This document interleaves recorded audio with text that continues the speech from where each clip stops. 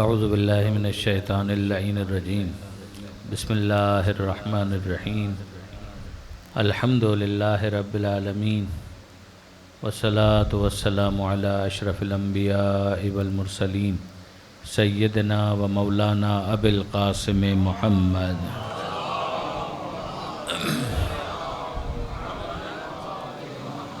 و اہل بیتہ الطیبین الطاہرین المعصومین المظلومین المنتجبین المنتخبین المیامین لا سیما علی الامام المنتظر والحجۃ الثانی عشر الذین اذهب اللہ عنہم الرجس وطہرہم تطہیرا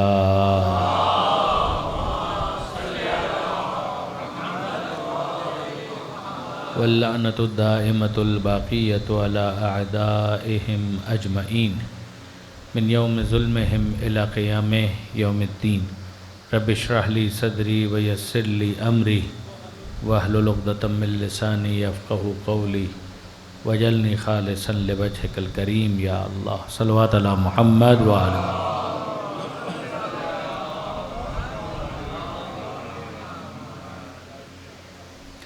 اما بعد فقد قال اللہ سبحانہ وتعالی فی القرآن الحکیم بسم اللہ الرحمن الرحیم ومن یطع اللہ والرسول فَأُولَئِكَ مَعَ الَّذِينَ أَنْعَمَ اللَّهُ عَلَيْهِمْ مِنَ النَّبِيِّينَ وَالصِّدِّيقِينَ وَالشُّهَدَاءِ وَالصَّالِحِينَ صلوات علی محمد وآل محمد۔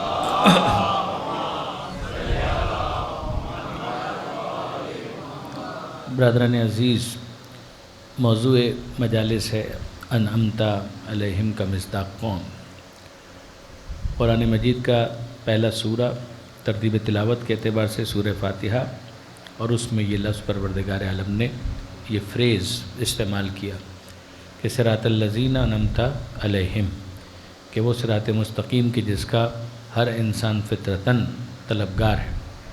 وہ کچھ لوگوں کا راستہ ہے کہ جن کو پروردگار عالم نے انٹروڈیوس کیا اور ہم سے کہا کہ یوں ان کا ذکر کرو کہ یہ ان کا راستہ ہے کہ انعمت علیہم، کہ جن کے اوپر تو نے نعمت خاص کو نازل فرمایا، اور پھر ساتھ ہی ساتھ کہ غیر المغضوب علیہم ولا الضالین، کہ جو ایسے ہوں گے کہ جن کے اوپر نعمت خاص خدا نے نازل کی تو وہ مغضوب علیہم نہیں ہو سکتے اور نہ ہی وہ ضالین ہو سکتے۔ اور پھر اس حوالے سے مختلف آیتوں کو مربوط کرتے ہوئے ہم سورہ مبارکہ نساء کی آیت نمبر 69 تک پہنچے، کہ جو سرنامہ کلام میں بھی تلاوت کرنے کا شرف حاصل کیا جا رہا ہے، جس میں پروردگار عالم نے یہ ارشاد فرمایا کہ من یطع اللہ والرسول، کہ جو اطاعت کرے اللہ کی اور اللہ کے رسول کی، تو ان کے لیے پھر اعلان یہ ہے کہ فاولئک مع الذین انعم اللہ علیہم، کہ یہ وہ ہیں کہ جو مع ساتھ ہوں گے، ان لوگوں کے ساتھ ہوں گے کہ جن کے اوپر خدا نے انعام کو نازل کیا، نعمت خاص کو نازل کیا۔ اور پھر یہ وضاحت کہ وہ ہیں کون، کہ من النبیین والصدیقین والشہداء والصالحین، کہ یہ انبیاء ہیں، یہ صدیقین ہیں، یہ شہداء ہیں اور یہ صالحین ہیں۔ اور ان چار گروہوں کو انٹروڈیوس کرنے کے بعد پھر پروردگار نے فرمایا کہ حسن اولئک رفیقا، کہ ان کی رفاقت، ان کی کمپنی، ان کے ساتھ ہونا، یہ کتنا حسین ایک منظر ہے، یہ کتنا ایک اچھا تجربہ ہے کہ کسی کو یہ موقع مل جائے کہ ان افراد کی ہم نشینی کا شرف ان کو حاصل ہو جائے، کہ یہ ان کی معیت میں ہے۔ پہلے لفظ مع اور پھر اس کے بعد رفاقت کا بھی تذکرہ کر دیا گیا۔ اب اسی سے اب اندازہ کیجئے برادران عزیز کہ مع کا مطلب کیا ہے۔ مع کا مطلب ہے معیت، مع کا مطلب ہے ساتھ ہونا، تو یہ ساتھ ساتھ ہیں، اس کا مطلب کیا ہوا؟ اگر آپ اس لفظ کے اوپر غور فرمائیں گے تو شاید بہت ساری باتیں سمجھنا خود بخود آسان ہو جائے۔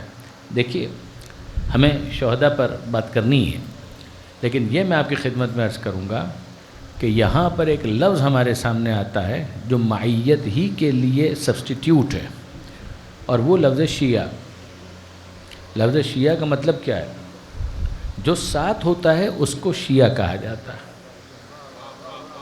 جو ساتھ ہوتا ہے اس کو شیعہ کہا جاتا ہے، جو جتنی دیر کے لیے ساتھ ہوتا ہے اتنی دیر کے لیے اس کو شیعہ کہا جاتا ہے۔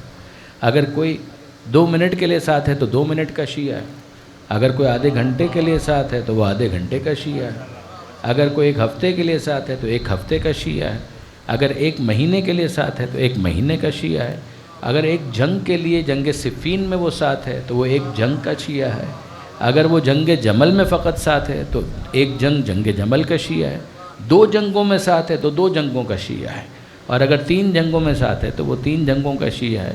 یعنی کچھ ہیں کہ جو درمیان میں چھوڑ کر چلے گئے، تو بہت سارے افراد یہ کہنے لگے کہ جناب دیکھیے کہ علی کے شیعوں نے ہی علی کو چھوڑ دیا۔ تو میں اکثر یہ کہا کرتا ہوں کہ فصلی شیعوں کے اوپر ثابت قدم شیعوں کے درمیان جو فرق ہے ان دونوں گروہوں میں، اس کو پہچاننے کی کوشش کیجیے، ورنہ اگر کچھ دیر کے لیے ساتھ ہونا ہی معیار ہوتا تو ہم اتنے اصرار کے ساتھ نہ کہتے کہ پہلو میں ہونا ضمانت نہیں ہے کہ آگ کے عذاب سے محفوظ ہو سکے۔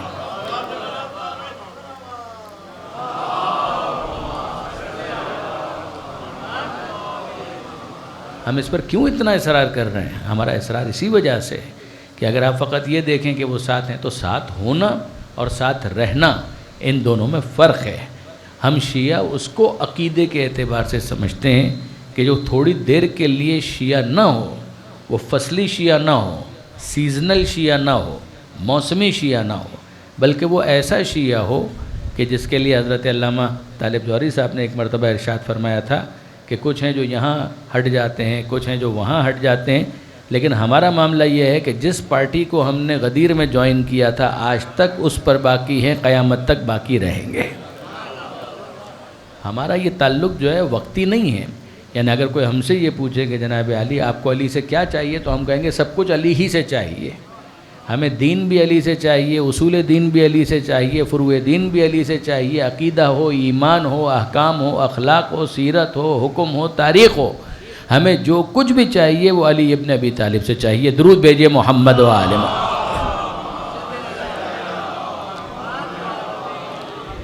اور یہاں میں آپ کی خدمت میں عرض کروں گا کہ غور کیجئے گا، یہ نوجوان دوستوں کے لیے خاص طور پر، کہ یہ بات اپنے حافظے کے اندر اگر وہ محفوظ کر لیں تو بہت اچھا ہے کہ قرآن مجید میں پروردگار عالم نے یہ معیت کے لفظ کو سمجھانے کے لیے میں عرض کر رہا ہوں کہ یہ لفظ قرآن مجید میں پروردگار نے استعمال کیا ہے۔ یہ لفظ شیعہ جو ہے اس کو خود پروردگار نے قرآن مجید میں استعمال کیا ہے، اور نہ فقط یہ کہ استعمال کیا ہے بلکہ چھٹے امام جعفر صادق علیہ السلام نے ایک موقع پر مبارکباد دی ہے، اپنے ماننے والوں کو مبارکباد دی ہے کہ تمہیں مبارک ہو کہ جو لفظ تم اپنے لیے استعمال کرتے ہو یہ وہی لفظ ہے کہ جو پروردگار نے قرآن مجید کے اندر استعمال کیا ہے، اور اس کے استعمال کو اگر آپ دیکھیں گے تو میرے لیے آگے بڑھنا بہت آسان ہو جائے گا۔ یہ سورہ صافات ہے، قرآن مجید کا 37واں سورہ، سورہ صافات، کہ جس میں پروردگار عالم نے مختلف اہم واقعات پر بھی گفتگو فرمائی ہے، جیسے جناب اسماعیل علیہ السلام اور جناب ابراہیم علیہ السلام کا جو مکالمہ ہے قربانی کے حوالے سے وہ اسی سورے میں ہے۔ تو اس سورے میں پروردگار عالم نے یہ ارشاد فرمایا کہ ان من شیعتہ لابراہیم، کہ یقیناً نوح کے شیعوں میں ابراہیم بھی شامل تھے۔ اب یہ مجھے بتائیے کہ ان من شیعتہ لابراہیم، تو یہ شیعہ کا لفظ کس کے لیے استعمال کیا پروردگار نے؟ ان من شیعتہ لابراہیم، نوح کے شیعوں میں ابراہیم بھی شامل تھے۔ یعنی اب آپ غور فرمائیے کہ نوح علیہ السلام کا زمانہ اور ابراہیم علیہ السلام کا زمانہ درمیان میں ٹھیک ٹھاک فاصلہ ہے، مگر پروردگار عالم فرما رہا ہے کہ یہ ان کے شیعوں میں شامل تھے، نوح کے شیعوں میں ابراہیم بھی شامل تھے۔ تو میں ایک بات پوچھنا چاہتا ہوں کہ فاصلہ تو بہت زیادہ ہو گیا، تو یہ ساتھ ساتھ کیسے تھے؟ ان من شیعتہ لابراہیم، شیعت کا مطلب تو ہے ساتھ ہونا، تو فاصلہ تو بہت زیادہ ہو گیا۔ نوح علیہ السلام آ کر گزر گئے اور ابراہیم علیہ السلام تو بعد میں آ رہے ہیں، لیکن پروردگار فرما رہا ہے کہ نوح علیہ السلام کے شیعوں میں ابراہیم بھی شامل تھے۔ تو سب یہ کہیں گے کہ یہاں پر فزیکل معیت مراد نہیں ہے، اگر دونوں کی سمت ایک ہے، دونوں کا رجحان ایک ہے، دونوں کے فکر ایک ہے تو ایک دوسرے کے شیعہ کہلائیں گے۔ تو جس طرح سے نوح اور ابراہیم علیہ السلام کے درمیان زمانی فاصلہ ان کی شیعت میں مانے نہیں ہے، اسی طریقے سے علی اور ہمارے زمانے میں فاصلہ ہماری شیعت میں مانے نہیں ہو سکتا۔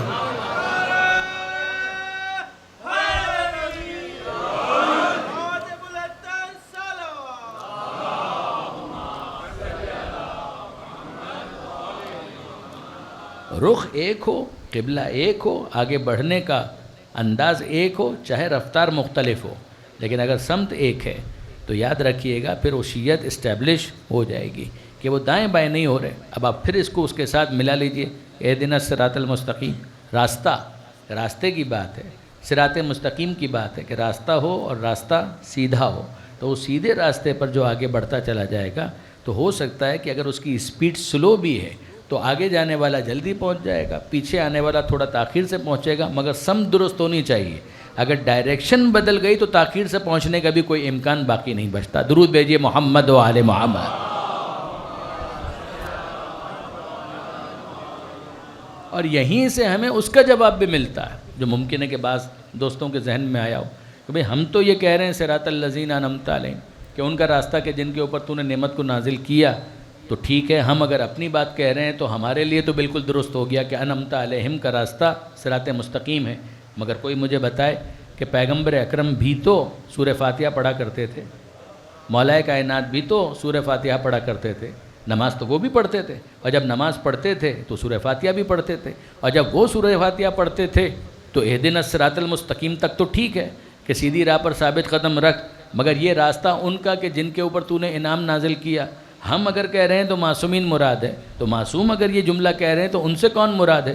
تو اس آیت نے اس کو بھی سولو کیا کہ ان من شیعتہ لابراہیم، کہ یاد رکھو کہ نوح کے شیعوں میں ابراہیم بھی شامل ہیں، وہ بھی نبی ہیں یہ بھی نبی ہیں، مگر دونوں کا راستہ ایک ہے.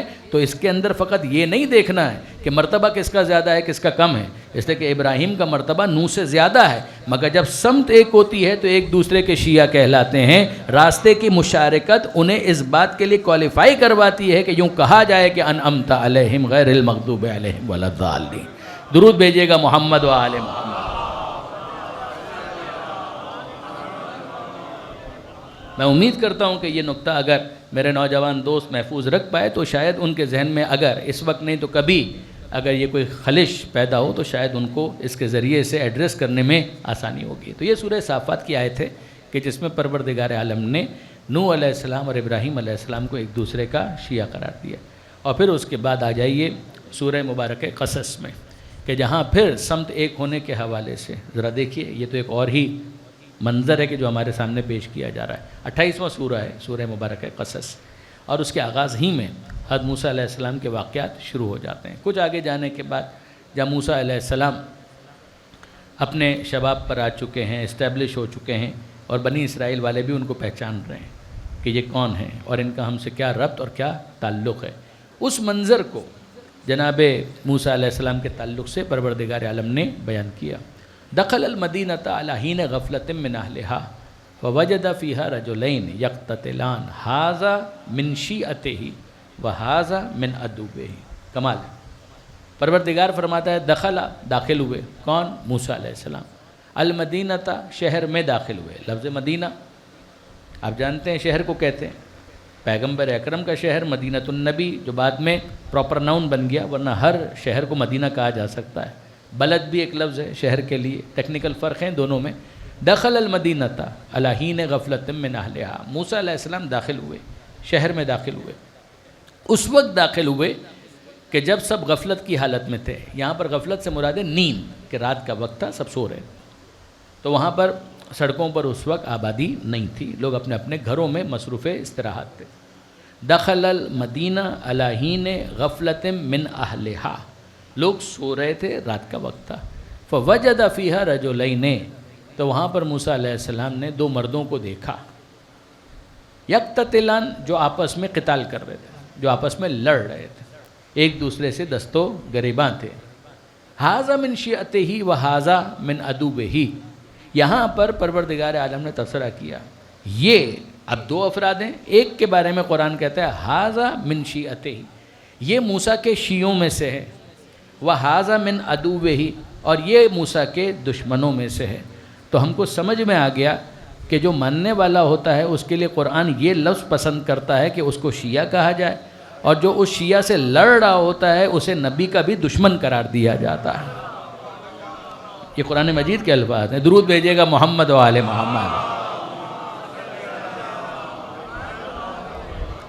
یہ وہ آیت ہے کہ جس کے بارے میں چھٹے امام نے ارشاد فرمایا تھا. دخل المدینہ، داخل ہوئے شہر میں، لوگ سوئے ہوئے تھے. دیکھا کہ دو لوگ ہیں کہ جو آپس میں دست و گریباں ہیں، لڑ رہے ہیں. پروردگار فرماتا ہے کہ ھذا من شیعتہ، یہ ہے موسیٰ کے شیعوں میں سے، وھذا من عدوہ، یہ ہے موسیٰ کے دشمنوں میں سے، فاستغاثہ الذی من شیعتہ علی الذی من عدوہ۔ یہ عجیب ہے، پروردگار فرماتا ہے استغاثہ کیا۔ استغاثہ کا مطلب کیا ہے؟ فریاد کرنا، فریاد کی، مدد کے لیے پکارا۔ آپ نے لفظ غوث سنا ہوگا، دعائے فرج کے اندر بھی اس کو پڑھا جاتا ہے، الغوث الغوث الغوث، ادرکنی ادرکنی ادرکنی، اسا اسا اسا۔ یہ جو غوث ہے، اسی لفظ غوث سے استغاثہ نکلا ہے۔ اس کو اب کہیں گے باب استفعال میں، اگر اس کو لے جائیے تو یہ بن جائے گا، جیسے اعوذو کو تعویذ بنائیے، یا اس کو استعاذہ باب استفعال میں لے جائیے، یعنی پناہ طلبی۔ اسی طرح سے استغاثہ مدد طلبی، استغاثہ الذی من شیعتہ علی الذی من عدوہ۔ تو اس نے استغاثہ کیا موسیٰ سے، مدد طلب کی موسیٰ سے۔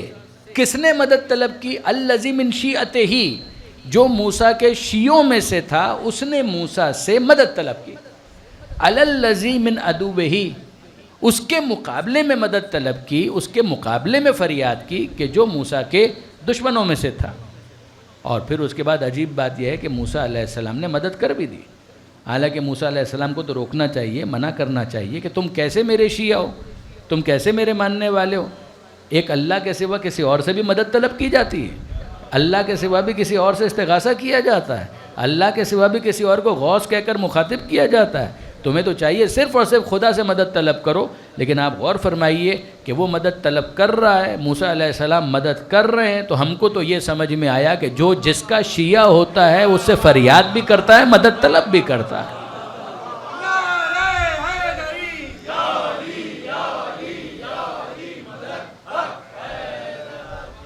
جو جس کا شیعہ ہوتا ہے وہ اس سے مدد طلب کرتا ہے۔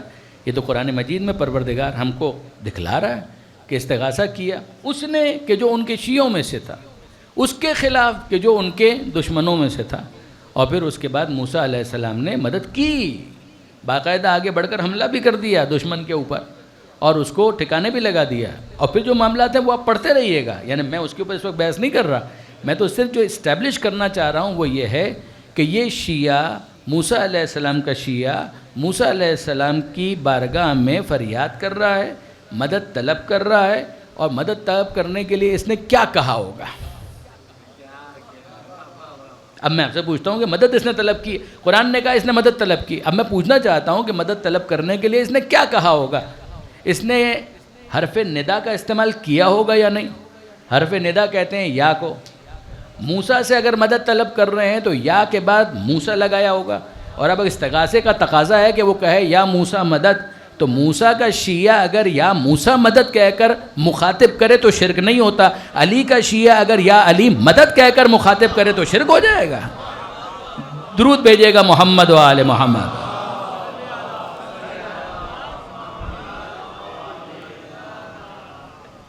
ایک مرتبہ اور درود بھیج دیجئے محمد و آل۔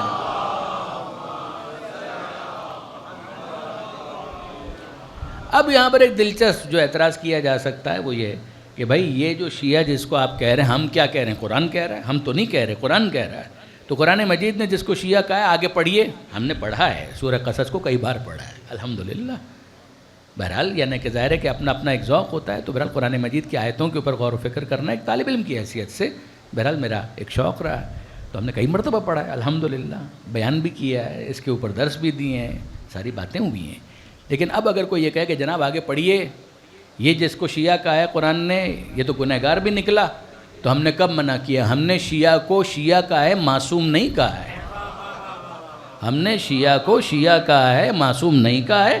شیعہ گنہگار بھی ہو سکتا ہے، اور آپ کے اس استنباط کا تو نتیجہ یہ ہے کہ شیعہ گنہگار بھی ہو تو مولا مدد ضرور کرتا ہے۔ درود بھیجیے گا محمد و آل محمد پر۔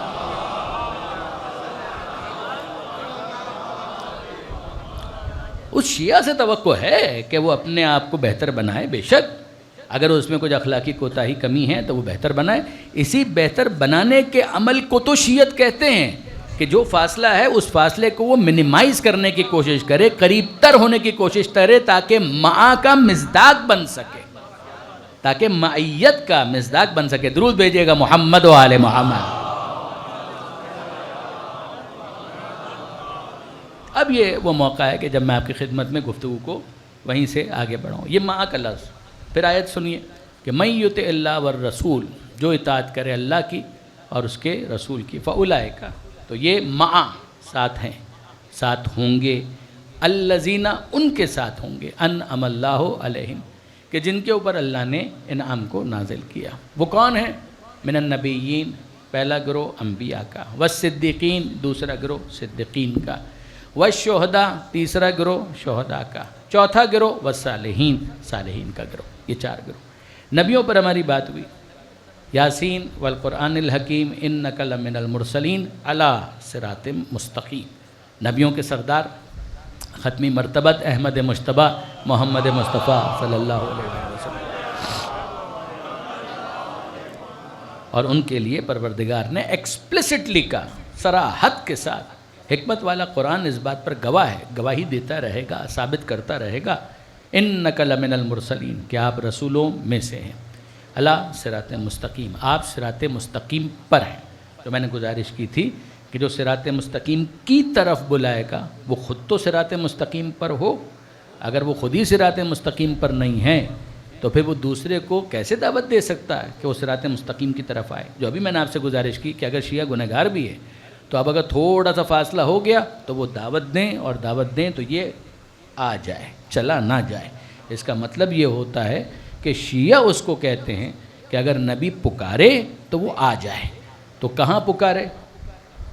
وہ کہاں پکارے؟ اگر شہر میں پکارے تو آ جائے، بازار میں پکارے تو آ جائے، جنگ کے میدان میں پکارے تو آ جائے. اور جو نہ آئے وہ سب کچھ ہو سکتا ہے، پھر وہ شیعہ نہیں ہو سکتا ہے. میدان جنگ میں دیکھ لیجئے کون کرار ہے کون فرار ہے. درود بھیجیے گا محمد و آل محمد.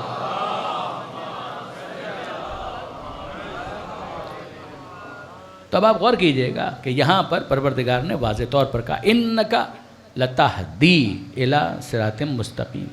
اے حبیب آپ ہیں انکا، یقیناً آپ، لتہدی، لام لام تاکید، اور تہدی، آپ ہدایت کریں گے، الی صراط مستقیم، آپ صراط مستقیم کی طرف ہدایت کریں گے.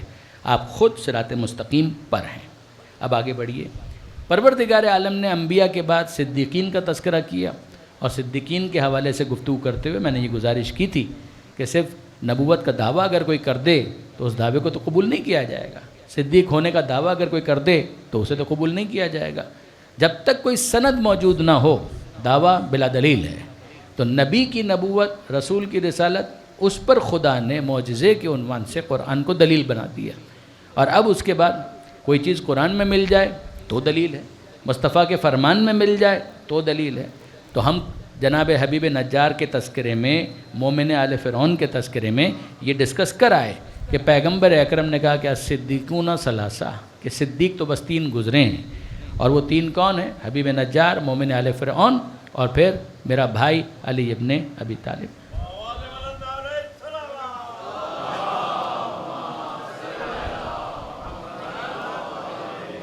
اور یہ بھی ارشاد فرما دیا کہ لیسو سواء، یہ سب کے سب بھی برابر نہیں ہیں. صدیق ہونا اور ہے، صدیق اکبر ہونا اور ہے. سب صدیق ہیں مگر ان میں افضل جو ہے وہ صدیق اکبر ہے.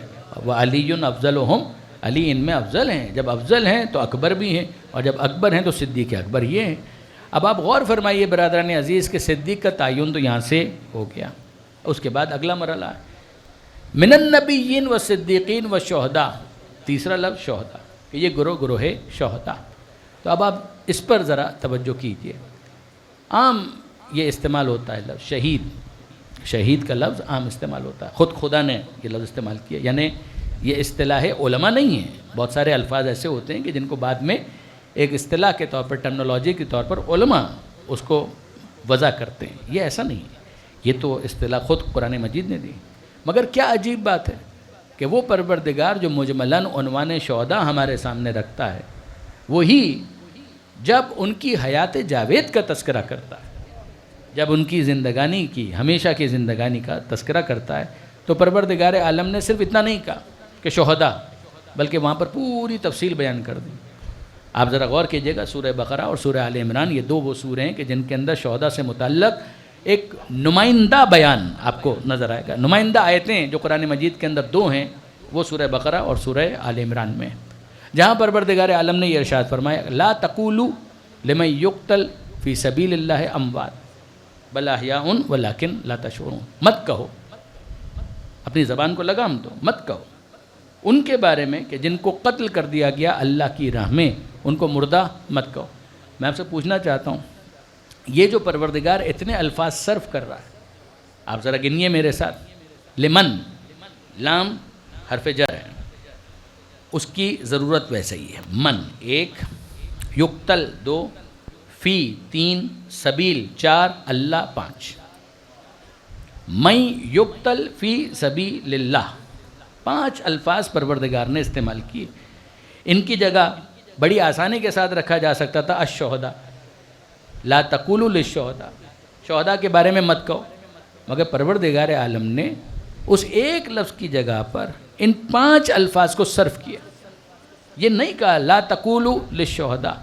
اسی طرح سے آئیے سورہ آل عمران کی آیت لا تحسبن الذین قتلوا فی سبیل اللہ امواتا، گمان بھی نہ کرو کہ جو اللہ کی راہ میں قتل کر دیے گئے وہ مردہ ہیں. اے پروردگار، یہ اتنا لمبا چوڑا مضمون بیان کرنے کے بجائے لا تحسبن الشہداء اگر کہہ دیا جاتا تو کیا یہ سبسٹیوٹ نہیں ہوتا؟ الذین قتلوا فی سبیل اللہ، یہ اس کا سبسٹیوٹ بن سکتا تھا. لفظ بھی تو نے دیا اس معنی میں. جب لفظ شہداء کو ہم دیکھ رہے ہیں تو اے پروردگار پھر ایسا کیوں؟ دیکھیے بلاغت یہ ہے، ایلوکوینس یہ ہے کہ جہاں مختصر الفاظ سے کام ہو سکے وہاں پر لمبی بات نہ کی جائے. خیر الکلام ما قل و دل، بہترین کلام وہ ہوتا ہے کہ جو کم ہو، مؤثر ہو، مدلل ہو، کم الفاظ کے ذریعے سے بات کو پہنچا دیا جائے. لیکن آپ غور کیجئے کہ یہاں پر عجیب معاملہ ہے. لا تحسبن، گمان بھی مت کرو، الذین ایک، قتلوا دو، فی تین، سبیل چار، اللہ پانچ. یہاں پر بھی پانچ الفاظ، وہاں پر بھی پانچ الفاظ. ایک لفظ شہداء وہ استعمال ہو سکتا تھا یہاں پر بھی اور وہاں پر بھی. پروردگار عالم وہاں پر نہیں کہتا لا تقولوا للشہداء، یہاں پر نہیں کہتا لا تحسبن الشہداء، یہاں پر بھی وضاحت کرتا ہے الذین قتلوا فی سبیل اللہ، وہاں کہتا ہے لمن یقتل فی سبیل اللہ. تو مالک یہ اتنی وضاحت کی ضرورت کیوں پیش آئی؟ اس کی وجہ برادران عزیز وہی ہے کہ تم صرف قتل ہونے کو دیکھ سکتے ہو، تم صرف لاش ہونا دیکھ سکتے ہو، تم کسی کا تڑپنا دیکھ سکتے ہو، تم زخموں سے مغلوب ہو کر جاں بر نہ ہونا اس کو مشاہدہ کر سکتے ہو. مگر یاد رکھنا ہر قتل ہونے والا مقتول شہید کہلانے کا حقدار نہیں ہے. یہ اتنی فضول خرچی مت کر دینا. اب میں آپ کی خدمت میں واضح عرض کروں برادر، 1965 کی جنگ ہوئی پاکستان اور ہندوستان کے درمیان، مرے تو دونوں طرف. ادھر بھی افراد اس دنیا سے گئے، ادھر بھی افراد اس دنیا سے گئے. 71 کی جنگ میں ادھر سے بھی افراد اس دنیا سے گئے، ادھر سے بھی افراد اس دنیا سے گئے. اور آپ پھر اس کے بعد دیکھ ڈالیے یہ بھی جو پچھلے سال ہوا تھا بنیانم مرصوص، تو ادھر سے بھی ممکن ہے کچھ افراد شہید ہو گئے ہوں اور ادھر سے بھی کچھ افراد. تو دنیا سے تو دونوں کے افراد چلے گئے، دونوں کے افراد دنیا سے تو چلے گئے. تو کیا آپ ان دونوں کو شہید کہیں گے؟ ان سے کہیں تو وہ کہیں گے یہ شہید ہے، ان سے کہیں تو کہیں گے یہ شہید ہے. ابھی ایران اور امریکہ کی جنگ ہوئی، اسرائیل کی جنگ ہوئی، تو اس طرف بھی لوگ اس دنیا سے چلے گئے، اس طرف بھی بہت سے افراد ہیں جو مر گئے. لیکن آپ غور کیجئے، ان سے پوچھئے تو وہ خراج تحسین پیش کر رہے ہیں اپنے اپنے نظریے کے اعتبار. ہم سے اگر پوچھیں گے تو ہم تو یہ کہیں گے کہ یہ شہداء ہیں. تو اب برادران عزیز معیار کیا ہے؟ کہ معیار یہ نہیں ہے کہ کوئی اس دنیا سے چلا گیا. کربلا میں کیا ہوا تھا؟ اگر 100-150 افراد یا 72 افراد ادھر شہید ہوئے ہیں تو ادھر بھی تو ہزاروں افراد مرے ہیں. تو کیا صرف زخمی ہو کر مر جانا، کسی کا قتل ہو جانا اسے کوالیفائی کروا دیتا ہے کہ اسے شہید ہونے کی سند دے دی جائے؟ تو پروردگار فرماتا ہے کہ اتنی فضول خرچی مت کرو، ہم سے لفظ بھی لو اور مطلب کو بھی لو. ہم لفظ شہداء بھی دیں گے، تشریح بھی خود کریں گے. لا تحسبن الذین قتلوا فی سبیل اللہ امواتا، صرف لفظ شہید کسی پر چسپاں مت کر دو. ہم معیار بتا رہے ہیں، گمان بھی نہ کرنا، تمہاری زبان پر یہ لفظ بھی نہ آنے پائے کہ جو اللہ کی راہ میں قتل کر دیے گئے، اللہ کی راہ میں قتل کر دیے گئے، اللہ کی راہ میں قتل کر دیے گئے، ان کو مردہ مت کہو، بل احیاء، وہ زندہ ہیں، ولیکن لا تشعرون، مگر تمہیں شعور نہیں ہے، تمہیں ان کی زندگی کا شعور نہیں ہے۔ اب یہاں پر ایک بحث شروع ہوتی ہے، اور وہ یہ، حضرت آیت اللہ العظمیٰ علامہ سید علی نقی صاحب نقن صاحب علی اللہ مقامہ، انہوں نے اس کو موضوع بنا کر ایلوبریٹ کیا اپنی تفسیر میں بھی اور اپنے مواعظ میں بھی۔ ان کی تفسیر فصل الخطاب بہت ہی مفید تفسیر۔ بدقسمتی یہ ہے کہ 3 جلدوں میں جو عام طور پر آج کل تفسیر کے نام پر اویلیبل ہے، وہ اگر آپ کو مل جائے تو برائے مہربانی اسے دریا میں ٹھنڈا کر دیجیے گا۔ وہ 3 جلدوں میں اتنی اغلاط ہیں، اس لیے کہ میں جانتا ہوں پرسنلی، اسی ابھی جو سفر اسلام آباد ہم نے کیا، ایک دانشور، ان سے میری بات ہو رہی، پھر انہوں نے کہا ہمیں سمجھ میں نہیں آیا کہ فصل الخطاب علامہ سید علی نقی صاحب کی تفسیر ہے اور بہت زیادہ امپریسو نہیں ہے۔ میں نے کہا کون سی پڑھی تھی؟ کہا 3 جلدوں والی۔ میں نے کہا 3 پر عام طور پر اعتبار مت کیا کر،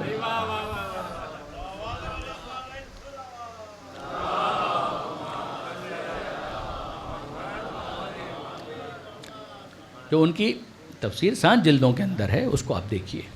یہ 3 جلدوں کے اندر تو جو حشر کیا ہے ناشر نے، میں ناشر کا نام نہیں لے رہا، مگر میں خود ان سے شکوہ کر چکا ہوں کہ آپ اس سے زیادہ ظلم نہیں کر سکتے تھے علامہ سید علی نقی صاحب کے اوپر کہ ان کی تفسیر فصل الخطاب کا آپ یہ حشر کر دیں۔ 7 جلدیں بھی انہوں نے شائع کی، جو اولین ناشر ہیں، اولین تو نہیں، پاکستان میں جنہوں نے اس کو شائع کیا تھا، تو ان سے میں نے کہا کہ یہ آپ کیا کر رہے ہیں؟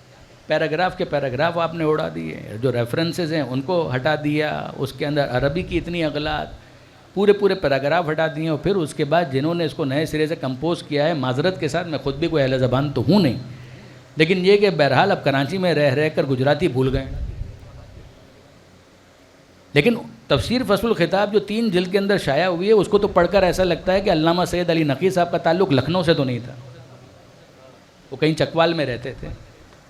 اردو تو بہت دور کی بات ہے، انہیں عربی بھی نہیں آتی، یعنی عربی اردو دونوں ان کے لیے تو بالکل مادری زبان کی طرح سے تھی، مگر اس کو پڑھ کے یوں لگتا ہے۔ تو وہ 7 جلدی، یہ تو درمیان میں بات آ گئی تو میں نے گزارش کر دی اور درد دل بیان کر دیا۔ 7 جلدوں میں جو ان کی تفسیر ہے، اور جو آپ کو ویب سائٹ پر تو مل جائے گی، ممکن ہے کہ اس کی ہارڈ کاپی اس وقت کہیں آپ کو نہ ملے، لیکن یہ کہ بہرحال ویب سائٹ پر مل جائے گی۔ خود ہمارے جو ادارے کی ویب سائٹ ہے، مرکز احیاء آثار بر صغیر MAABLIB.org، اس کے اوپر الحمدللہ کئی کتابیں، اس کا مقصد ہی یہ ہے کہ جو بر صغیر کے جو آثار ہیں ان کو ریوائیو کیا جائے۔ تو تقریباٰ اس کے اندر جو آخری ہم لوگ چیک کر رہے تھے تو 13 لاکھ صفحے ہم نے اپلوڈ کر دیے ہیں، اس کے اندر 5,500-6 ہزار کے قریب کتابیں ہیں کہ جن کو اپلوڈ کر دیا ہے، اس میں حضرت علامہ کی یہ کتاب بھی شامل ہے۔ تو تفسیر فصل الخطاب کا ذکر کیوں آیا؟ اس لیے کہ جناب علامہ سید علی نقی صاحب نے یہ نقطہ اپنے مواعظ میں اور تفسیر میں بیان کیا کہ لا تقولوا، مت کہو، روکا جا رہا ہے کس چیز سے؟ زبان بندی کی جا رہی کہ خبردار تمہیں اس طرح سے نہیں کہنا چاہیے ان کے بارے میں کہ جن کو قتل کر دیا گیا اللہ کی راہ میں، ان کو مردہ مت کہو۔ جو نقطہ ہے وہ بہت عمدہ ہے کہ کئی مرتبہ بعض چیزیں ایسی ہوتی ہیں کہ جو اپنی جگہ صحیح ہیں، مگر تہذیب لفظی کے خلاف ہے کہ اس طرح سے بولا جائے، تہذیب کے خلاف ہے، لفظی تہذیب کے خلاف ہے، بیان اس طریقے سے نہیں کرنا چاہیے۔ مثال کے طور پر اگر کوئی بزرگ آپ کے پاس، آپ کے سامنے، کسی کے سامنے آ جائے تو بزرگ کیا دعائیں دیں گے؟ وہ کہیں جیتے رہو، بزرگ کہیں گے جیتے رہو، تو ان کا یہ دعا دینا بالکل ٹھیک ہے۔ کوئی بچہ سامنے آ گیا کسی بزرگ کے سامنے تو وہ کہے جیتے رہو، بالکل صحیح ہے، جیتے رہیے، زندگی کی دعا دی، بالکل صحیح ہے۔ اور اگر کوئی چھوٹا ہے 8 سال کا، 9 سال کا اور 70 سال کے کوئی بزرگ نظر آ جائیں اور وہ یہ کہیں جیتے رہیے، آپ انصاف سے مجھے بتائیے وہ ناراض ہو جائیں گے؟ تو انہوں نے کوئی گالی دی ہے؟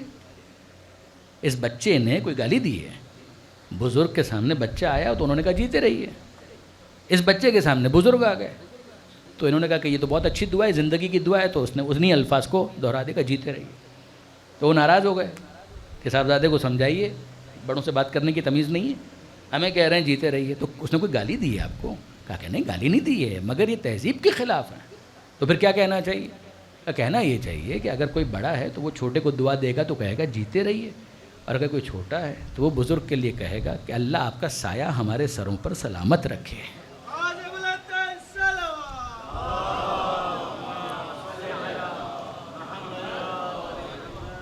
یہ وہ نزاکتیں اور نفاست سے بھرپور جملے ہیں کہ جن کو باقی رہنا چاہیے۔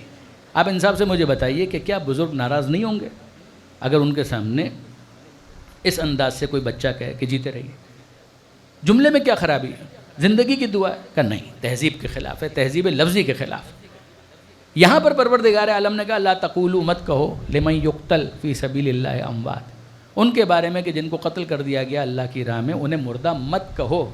گویا ذہن میں یہ تاثر آ سکتا ہے کہ شاید پروردگار تہذیب لفظی سکھا رہا ہے کہ ہاں مر تو گئے، ہاں مر تو گئے، مگر بہرحال تمہیں شرم نہیں آتی ہے کہ وہ جو اللہ کی راہ میں قتل کر دیے گئے تم ان کو مردہ کہو گے؟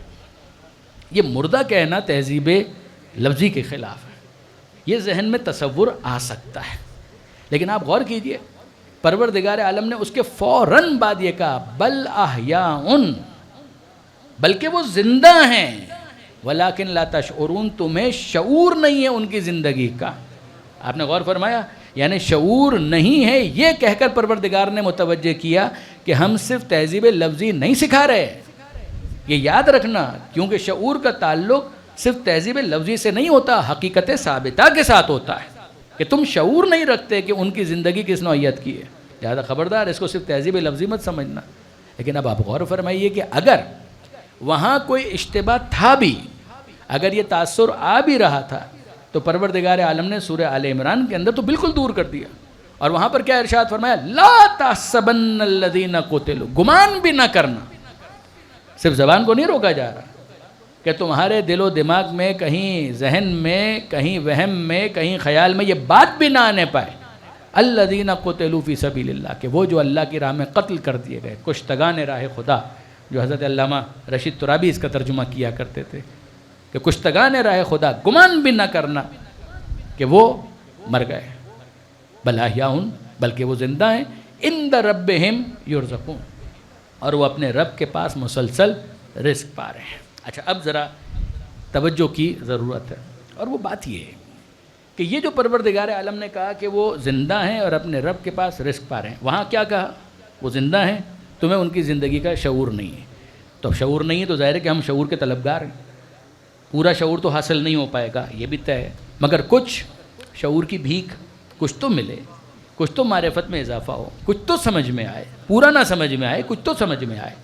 جو مولا کائنات امیر المومنین علی ابن ابی طالب علیہ السلام، کہ مولا کے ایک جملے کا خلاصہ یہ ہے کہ پورا اگر وصول نہیں کر سکتے تو پورا ترک بھی نہ کر دو۔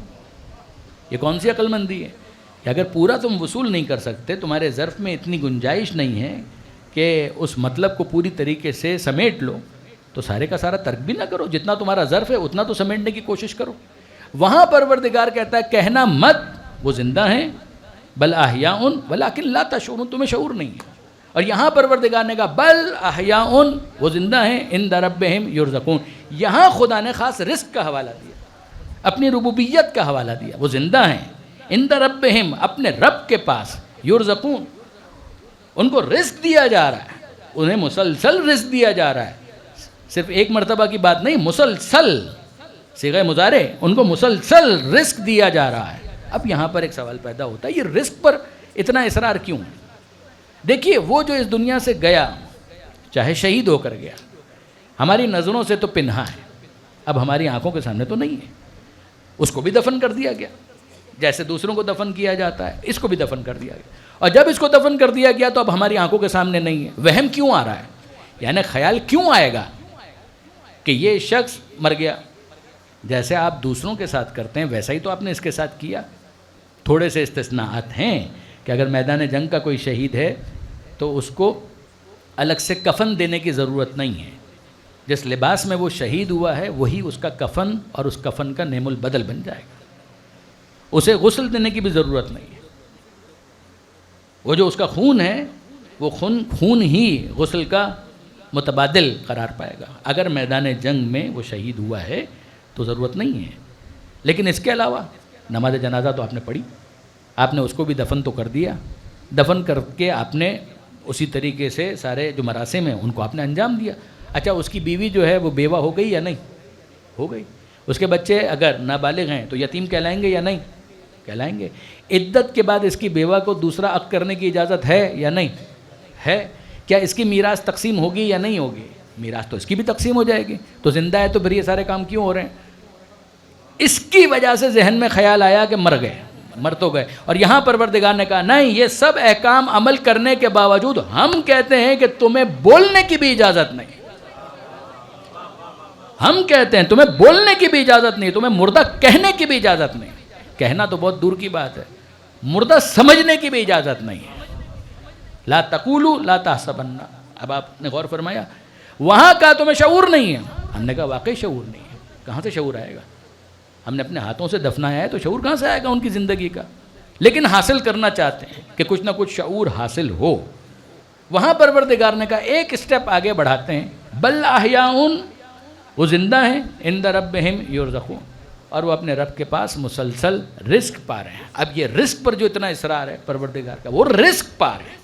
یہاں میں آپ کی خدمت میں عرض کروں، ان کا چہرہ ہماری آنکھوں کے سامنے نہیں ہے، دفن کر دیا.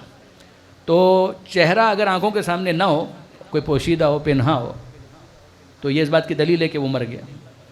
چلیے کسی کا کوئی بیٹا ہے، کوئی بھائی ہے، وہ کسی دوسرے شہر چلا گیا، ملک چلا گیا پڑھنے کے لیے، اور وہاں پر وہ ہے، چلا گیا، آپ کے پاس کوئی اطلاع نہیں آئی، تو آپ کتنی دیر انتظار کریں گے؟ آپ کہیں گے میں رابطہ کرنے کی کوشش کروں گا، رابطہ نہیں ہو پا رہا، آپ کا رابطہ نہیں ہو پا رہا. لیکن کسی دوست سے رابطہ ہو گیا کہ جو وہیں پر ہے، اسی شہر کے اندر ہے، اور اسی کے گھر پر آپ کے بیٹے کو یا آپ کے بھائی کو جانا تھا، وہ وہیں پر پہنچ گیا. اس سے رابطہ نہیں ہو رہا مگر اس سے رابطہ ہو گیا.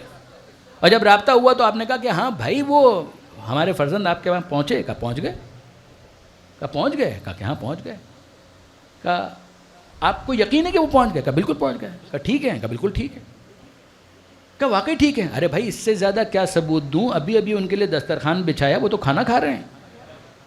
اب آپ مجھے بتائیے کہ اگر آپ کو اس اطلاع دینے والے پر بھروسہ ہے تو کیا اس کی زندگی کے بارے میں آپ شک کر سکتے ہیں؟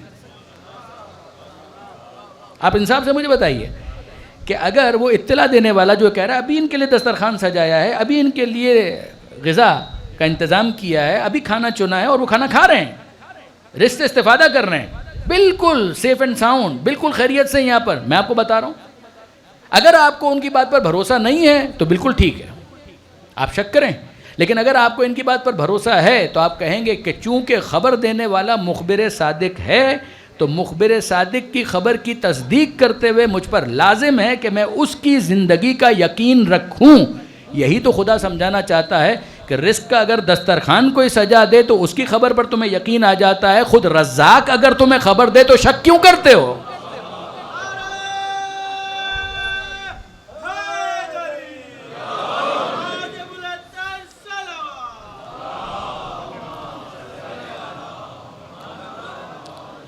خود اگر خدائے رزاق تمہیں خبر دے رہا ہے تو پھر تم شک کیوں کرتے ہو؟ شک کرنے کی کوئی گنجائش نہیں. تمہیں شعور نہیں ہے. کچھ شعور دینے کے لیے ہم نے اتنا کہہ دیا بل احیاء عند ربہم یرزقون، وہ اپنے رب کے پاس رزق پا رہے ہیں اور مسلسل رزق پا رہے ہیں، ان کو رزق دیا جا رہا ہے. اب یہاں میں آپ کی خدمت میں ایک اور بات عرض کرنا چاہوں گا. ایک بات بتائیے، پروردگار کی ایک صفت رزاق، جس سے ابھی میں نے استدلال کیا، رب پالنے والا، رزاق رزق دینے والا، یہ استدلال تھا. اب آگے بڑھیے. پروردگار کی ایک اور صفت ہے محیی. اس کا مطلب کیا ہے؟ محیی کا مطلب ہے زندگی دینے والا. اور ایک اور صفت ہے اور وہ ہے ممیت، موت دینے والا. محیی حی سے نکلا ہے، حیات اسی سے ہے. محیی یعنی زندگی دینے والا. ممیت موت سے نکلا ہے اور اس کا مطلب ہے موت دینے والا. محیی زندگی دینے والا، ممیت موت دینے والا. اب آپ ذرا غور فرمائیے برادران عزیز کہ پروردگار عالم کی صفت ہے زندگی دینا، خدا کی صفت ہے موت دینا. تو خدا نے ایک زندگی قرار دی کسی کی کہ اس کی اتنی زندگی ہوگی، تو خدا نے تو اس کو حیات دے دی. اور خدا کسی معین موقع پر اس کو موت دینا چاہتا ہے. کل نفس ذائقۃ الموت، ہر نفس کو موت کا ذائقہ چکھنا ہے. تو موت کا ذائقہ چکھنا ہے تو ممیت کون ہے؟ کہ خدا. تو موت کون دے گا؟ خدا دے گا. زندگی کس نے دی؟ خدا نے دی. موت کون دے گا؟ خدا دے گا. کب دے گا؟ نہیں معلوم. کل نفس ذائقۃ الموت، اتنا پتہ ہے کہ ہر نفس کو موت کا ذائقہ بہرحال چکھنا ہے. ٹھیک ہے. تو ہر نفس کو موت کا ذائقہ چکھنا ہے کب؟ جب وہ ممیت موت کا ذائقہ چکھائے. ہر نفس کو موت کا ذائقہ چکھنا ہے کب؟ جب وہ ممیت موت کا ذائقہ چکھائے. وہ محیی تھا, اس نے حیات کا لباس عطا کر دیا جب اس نے چاہا. وہ ممیت ہے, جب وہ موت کا ذائقہ چکھانا چاہے گا تو موت کا ذائقہ چکھا دے گا. تو وہ وقت آئے گا تو موت کا ذائقہ چکھا دے گا. اب یہاں پر ہوتی ہے انٹرونشن, یہاں پر ہوتی ہے مداخلت. مداخلت کس کی طرف سے ہے؟ قاتل کی طرف سے. مداخلت کس کی طرف سے ہے؟ دہشت گرد کی طرف سے ہے. مداخلت اور انٹرونشن کس کی طرف سے ہے؟ ظالم کی طرف سے, طاغی کی طرف سے, طاغوت کی طرف سے, سرکش کی طرف سے. خدا نے کہا کہ میں ہوں محیی, میں ہوں ممیت. اس نے کہا ہم مداخلت کر کے بتائیں گے کہ ہم بھی زندگی کا حق سلب کر سکتے ہیں, ہم بھی اسے موت دے سکتے ہیں. تو کہتا ہے کہ تو ممیت ہے. اس نے خدا کو چیلنج کیا. غور کیجئے گا, جب اس نے اس شہید کو قتل کیا تو اس نے اس شہید کو چیلنج نہیں کیا. وہ شہید ممیت نہیں ہے, وہ شہید محیی نہیں ہے. محیی وہ تھا, ممیت وہ تھا. جب اس نے مداخلت کر کے اس سے حق حیات کو چھینا تو اس نے چیلنج کس کو کیا ہے؟ اس شہید کو چیلنج کیا ہے یا ممیت کو چیلنج کیا ہے؟ تو کہہ رہا تھا کہ تو موت دے سکتا ہے, میں درمیان میں مداخلت کر کے اعلان کرتا ہوں کہ تو نہیں, میں موت دے سکتا ہوں. یاد رکھیے کہ جب اس ممیت کو چیلنج کیا گیا اور اس صاحب حیات سے حق حیات کو چھینا گیا تو اب پروردگار عالم نے جلال میں آ کر کہا کہ تیری کیا مجال کہ تو ہمیں چیلنج کر سکے. پہلے تو جب موت دیتے تب دیتے, اب ہم اعلان کرتے ہیں کہ تیرے ممیت بننے کی کوئی گنجائش نہیں ہے. وہ زندگی عطا کریں گے کہ جسے حیات جاوید کہا جائے گا.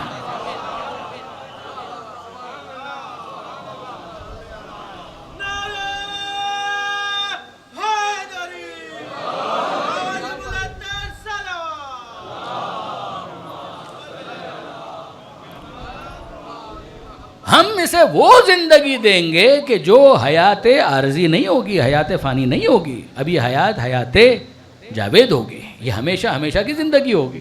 عند ربہم یرزقون, جو مر گیا اس کا سلسلہ رزق تو منقطع ہو گیا نا, اس کا سلسلہ رزق تو جاری ہے, ساری ہے, یہ تو ہمیشہ ہمیشہ کے لیے ہے.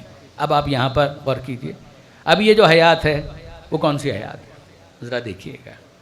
جو اس دنیا سے گیا تو اس دنیا سے جانے کے بعد قیامت تک کا جو پیریڈ ہے اس کے لیے قرآن نے ایک لفظ دیا, برزخ. یہ لفظ خود قرآن مجید نے دیا. پروردگار عالم فرماتا ہے وَمِن وَرَائِهِمْ بَرْزَخٌ إِلَى يَوْمِ يُبْعَثُونَ. اس دنیا سے جانے کے بعد مِن وَرَائِهِمْ, ورا اس کے بعد, برزخ ہے کب تک؟ الا, اس دن تک, الا یوم یبعثون, کہ جب ان کو پھر سے زندہ کیا جائے گا.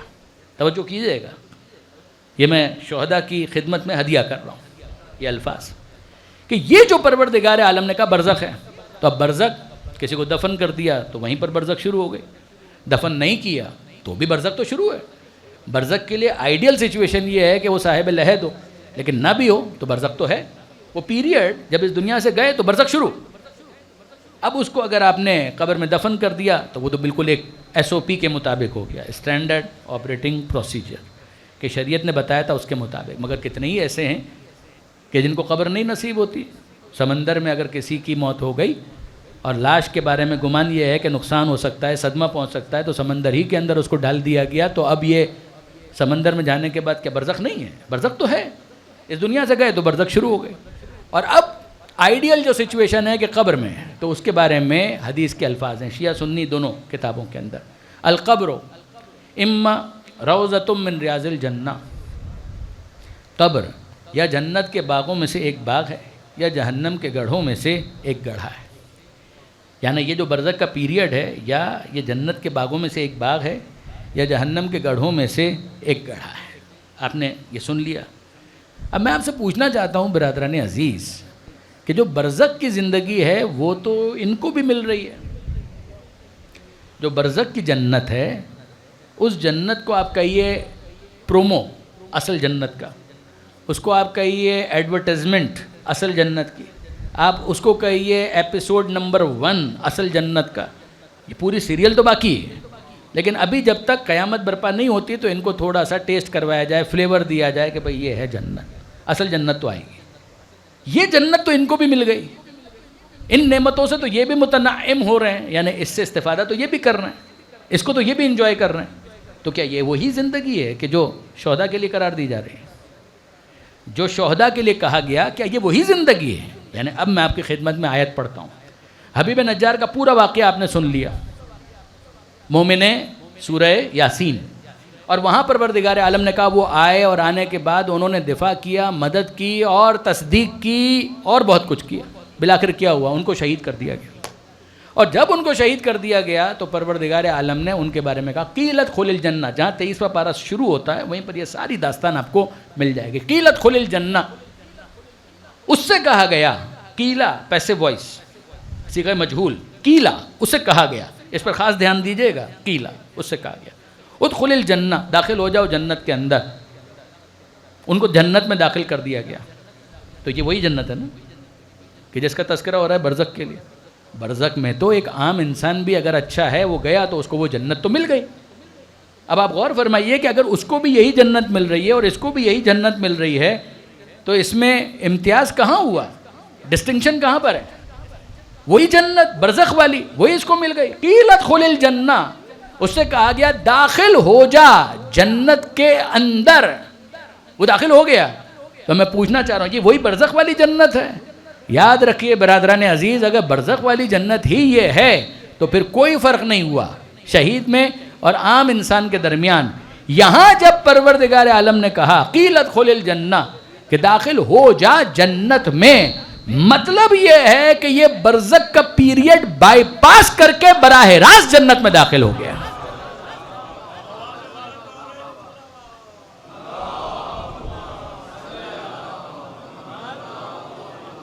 فصل الخطاب میں اگر آپ دیکھیں گے علامہ سید علی نقی صاحب نے اپنا رجحان اسی طرف ظاہر کیا۔ قیلت خل الجنہ، کہا گیا داخل ہو جا جنت کے اندر، اور وہاں اس نے کہا قال یا لیت قومی یعلمون بما غفر لی ربی وجعلنی من المکرمین، کہ کاش میری قوم جانتی، یا لیت قومی یعلمون، داخل تو کر دیا گیا، اور پھر یا لیت قومی یعلمون، کاش میری قوم جانتی، بما غفر لی ربی، کیوں میرے رب نے میری مغفرت کی، وجعلنی من المکرمین، اور کیوں میرے رب نے مجھے صاحب عزت بنا دیا، اتنی عزت کہ جنت میں داخل کر دیا۔ اب میں آپ سے پوچھتا ہوں کہ برادران عزیز، یعنی یہ جملے میں ڈیڈیکیٹ کر رہا ہوں جناب آیت اللہ خامنہئی کو اور تمام شہداء کو خاص طور پر، کہ یہ کسی ایک شہید کا ذکر ہو رہا ہے؟ پروردگار نے تو اصول بتا دیا۔ قیلت خل الجنہ، کہا گیا داخل ہو جا جنت کے اندر، یہ کسی ایک شہید کے لیے؟ یہ سارے شہداء کے لیے۔ جو شہید راہ حق ہے، جو مقتول راہ خدا ہے، کشتگان راہ خدا، اس کا یہ مرتبہ اور مقام ہے کہ اس کے لیے پروردگار عالم نے کہا ادخل الجنہ، داخل ہو جا جنت کے اندر، برزخ کو بائی پاس کر کے جنت میں داخل ہو جا، اور وہ داخل ہو گئے۔ اور پھر اس کے بعد ان کا جملہ کہ یا لیت قومی یعلمون، کاش میری قوم جانتی۔ اس کا مطلب کیا ہے کہ شہید ہو گئے، جنت میں پہنچ گئے، شعور معطل نہیں ہوا، قوم کے بارے میں بھی سوچ رہے ہیں، انٹریکٹ کرنے کی بھی کوشش کر رہے ہیں۔ یا لیت قومی یعلمون، کاش میری قوم جانتی، بما غفر لی ربی وجعلنی من المکرمین، کیوں میرے رب نے مجھے بخش دیا اور مجھے صاحبان عزت میں قرار دیا۔ اگر یہ سارے شہداء کے لیے ہے، ترتیب آپ دیکھیے گا، برزخ والی جنت سب کے لیے ہو سکتی ہے، یہ والی جنت سب کے لیے نہیں ہے۔ یہ والی جنت تو دوسروں کو اس وقت ملے گی جب میدان قیامت سجے گا، پل صراط سے کراس کریں گے، میزان کے مراحل ہیں، سارے مراحل، اور پھر اس کے بعد جنت میں گئے تو گئے۔ یہ جو برزخ والی جنت ہے وہ عمومی، برزخ کو بائی پاس کر کے جو جنت میں جا رہے ہیں وہ شہداء۔ لیکن اب اگلا مرحلہ کہ اگر یہ شہداء کی منزل ہے تو پھر سید الشہداء کی کیا منزل؟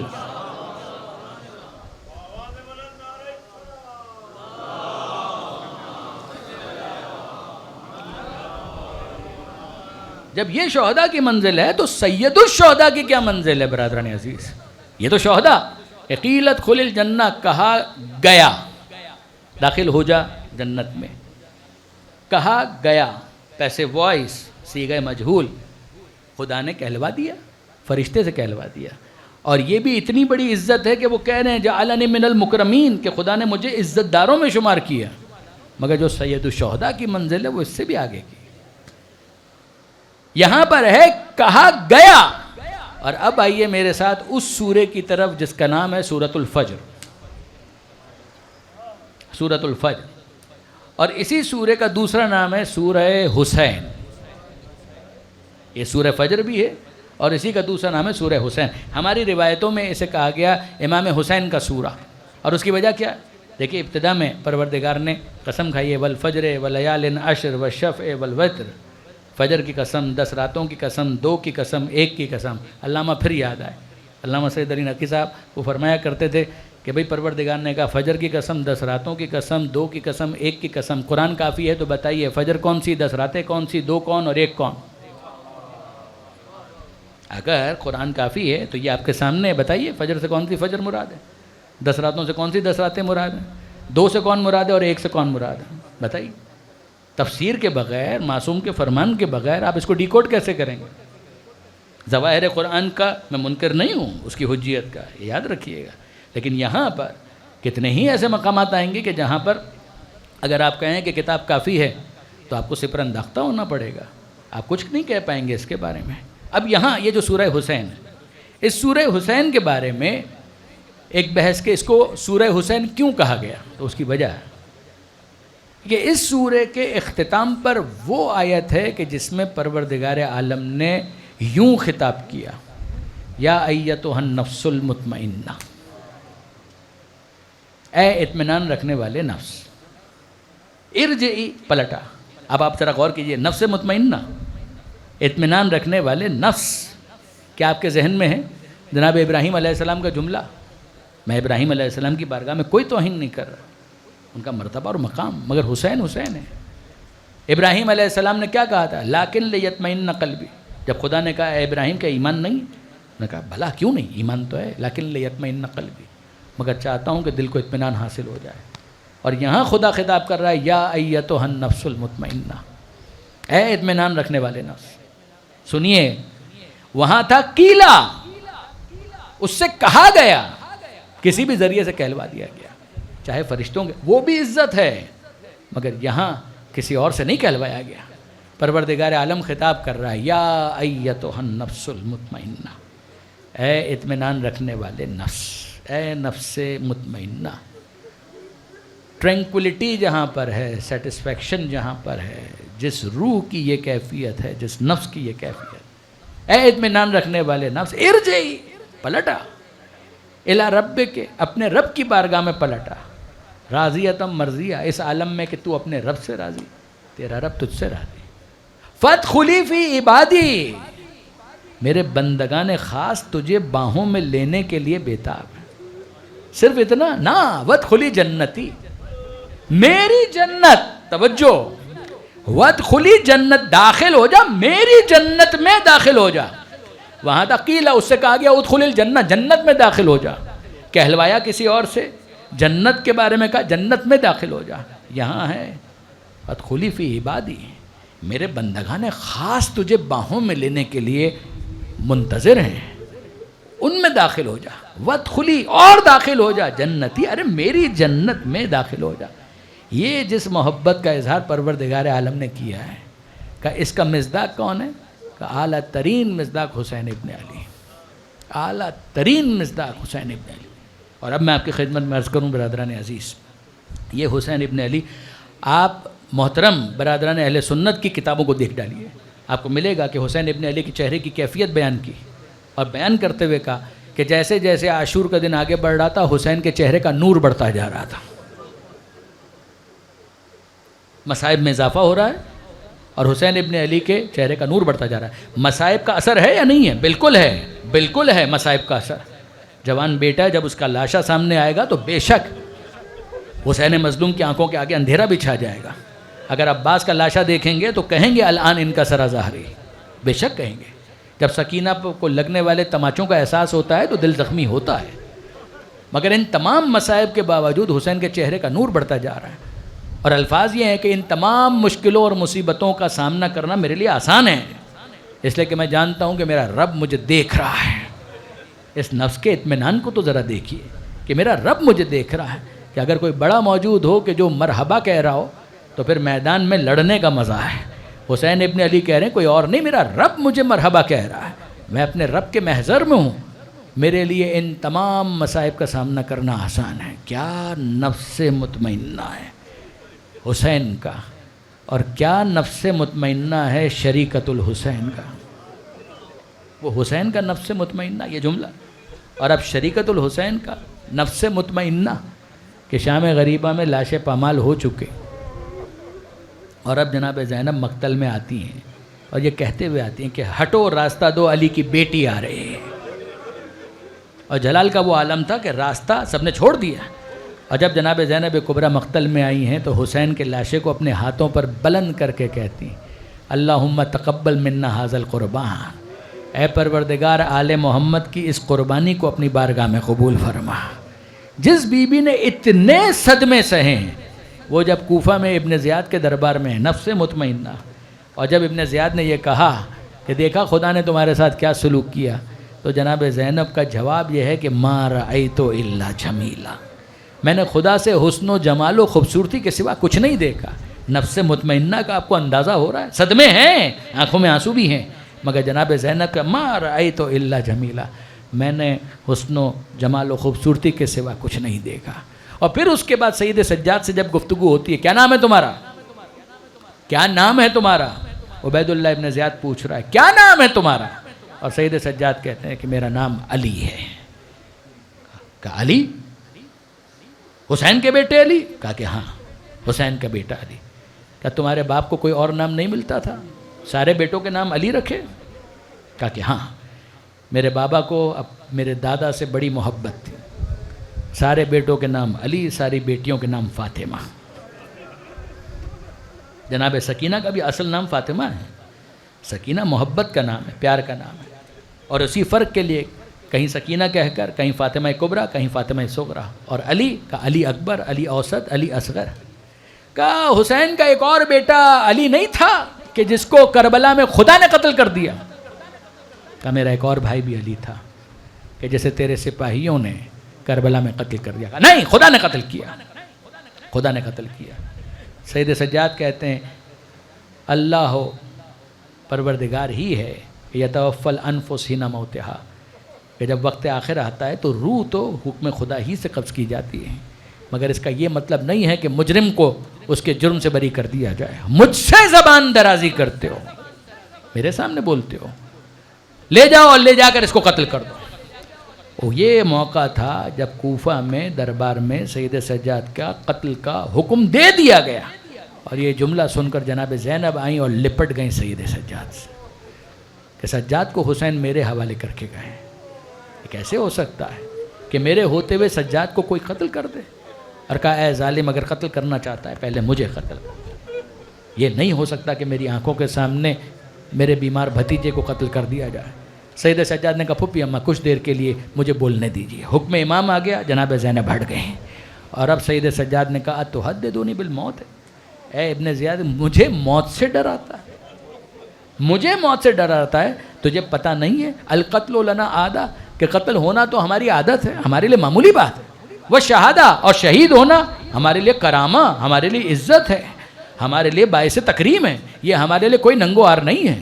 قتل ہونا معمولی بات ہے، شہید ہونا ہمارے لیے عزت کا مقام ہے۔ یہ کہہ دیا سید سجاد نے۔ اب میں آپ کی خدمت میں عرض کروں، یہ جملہ جو سید سجاد نے کہا ہے محفوظ ہو گیا، اور شاید اسی لیے اس شخص نے مدینے میں اسی جملے کے ذریعے سے تسلی دینے کی کوشش کی تھی۔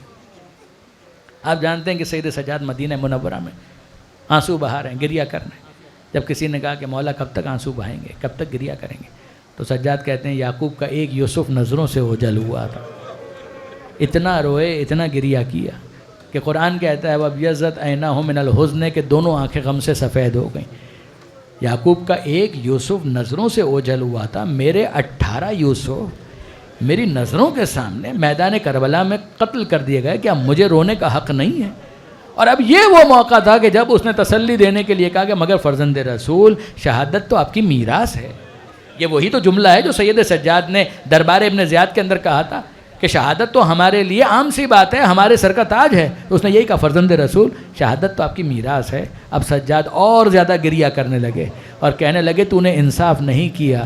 شہادت یقیناً ہماری میراث ہے، مگر کیا یہ بھی ہماری میراث ہے کہ ہمارے گھر کی خواتین کو بے مخنہ و چادر کے بازاروں میں اور درباروں میں لے جایا جائے اور منادی ندا دے رہا ہو تماشا دیکھنے والوں تماشا دیکھو، یہ علی اور زہرا کی بیٹیاں ہیں، یہ محمد مصطفیٰ کی نواسیاں ہیں. الا لعنت اللہ علی الظالمین وسیعلم الذین ظلموا ای منقلب ینقلبون. بار الہ اس قلیل توسل کو قبول فرما، ان آنسوؤں کو سیدہ کے رومال میں جگہ عطا فرما، زمانے کے امام کے ظہور میں تعجیل فرما، ہمیں ان کے اعوان و انصار میں شمار فرما. ماتم حسین.